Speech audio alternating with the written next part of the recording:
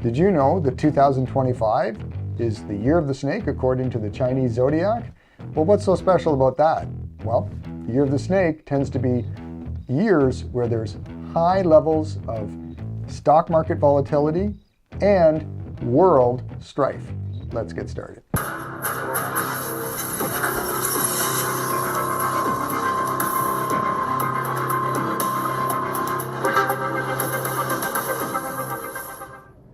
In this video, we're going to talk about history.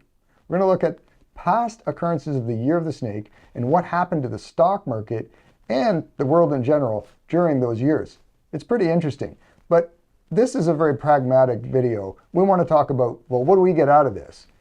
At the end of the video, I'm going to show you a chart of the Dow Jones Industrial Average and give you some ideas on why I think the year of the snake in 2025 may become one of the more volatile years of trading that we've seen in quite some time. Let's look at some history.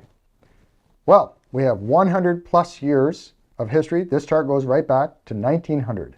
First year of the snake we're going to look at, 1929. Look what happened. The market was in a parabolic move and a massive crash. Following that, the market went through a very sideways period. And as you can see, 2 years during that sideways period, 1941 and 1953, were massive market moves and year of the snakes. In fact, 1941 was the deadliest year in world history during the middle of World War II. Korean War, 1953, we all know what happened there. The next period of flat markets coincided with 2 years of the snake. That was 1955 to 1977. Those 2 years were year of the snake, and they were also when the Dow could not crack 1,000. Look at that wall. It just couldn't crack. Chinese Civil War, 1955, and the Hanafi siege in 1977. Now, market moved into a massive uptrend.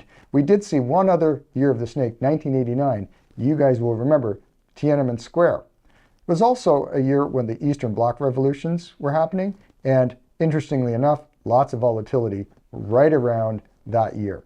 2001, anybody remember the tech bubble? Well, tech bubble was the year of the snake. 2001 was actually a year of the snake and the beginning of a decade-long sideways period for the stock markets. Now here we are again. We're in a very strong parabolic move. Kind of reminds you of back here in just coming into 1929. So my question now is 2025 going to look anything like that very significant year of the snake in 1929? Bob Farrell once said, markets never correct by moving sideways. I actually don't necessarily agree with that, but I think having taken a look at the chart a few minutes ago and seeing that parabolic move that we've been in on the Dow and the S&P 500, we know that something's going to happen.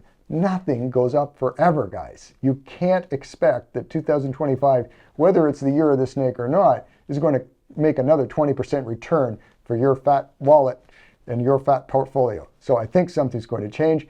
And per Bob Farrell's words of wisdom, those kind of moves are rarely corrected through sideways periods. They sometimes are, but rarely. If you want to learn more about putting together a trading strategy and formulating a strategy to deal with potential market moves like we're talking about today, such as year of the snake years, then you want to take my online trading course. My online trading course covers the A to Z's of putting together a trading strategy so you'll be prepared for no matter what happens on the market. Back to the year of the snake. David Rosenberg recently noted that if this market was about earnings, we'd be looking at 5,000 on the S&P and not 6,000. And I can't help but at least take that into consideration.